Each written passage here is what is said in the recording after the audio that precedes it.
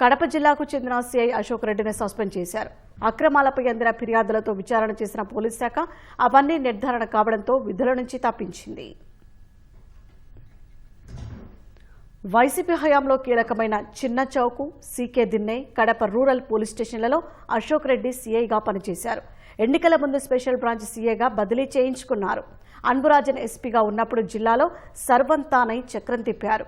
ఇతర ఎస్పీలు ఉన్నప్పుడు అదే పరిస్థితి. సెటిల్మెంట్లు, భూదందాలకు లెక్కలేదు. అప్పట్లో అశోక్ రెడ్డి మాట ప్రకారమే సీఐలు, ఎస్ఐల బదిలీలు జరిగేవి. కీలక కేసుల బాధ్యతలు అశోక్ రెడ్డికి అప్పగించేవారు. ఆ కేసుల నుంచి నిందితులను తప్పించడానికి, ఇతరులను ఇరికించడానికి లక్షలు దండుకున్నారనే ఆరోపణలు ఉన్నాయి.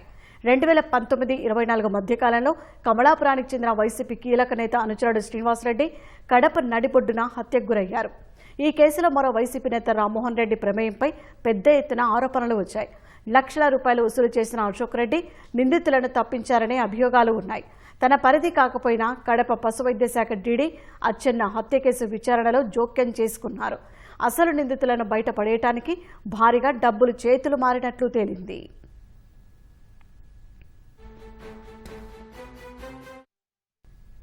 అడ్డగోలు కేసులతో ఆనాటి విపక్ష టీడీపీ నేతలను అశోక్ రెడ్డి వేధించినట్లు విమర్శలు ఉన్నాయి. బీటెక్ రవిని అరెస్టు చేసి 2.5 గంటల పాటు రహస్యంగా నిర్బంధించిన వ్యవహారంలో సీఐ అశోక్ రెడ్డి కీలకమని తెలుగుదేశం నేతలు ఆరోపించారు.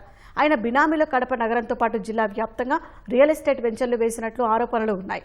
అశోక్ రెడ్డి అవినీతిపై వచ్చిన ఫిర్యాదులతో డీజీపీ విచారణ చేయించారు. అక్రమాలు నిర్ధారణ కావడంతో అశోక్ రెడ్డిపై కర్నూలు రేంజ్ డీఐజీ కోయ ప్రవీణ్ సస్పెన్షన్ వేటు వేశారు.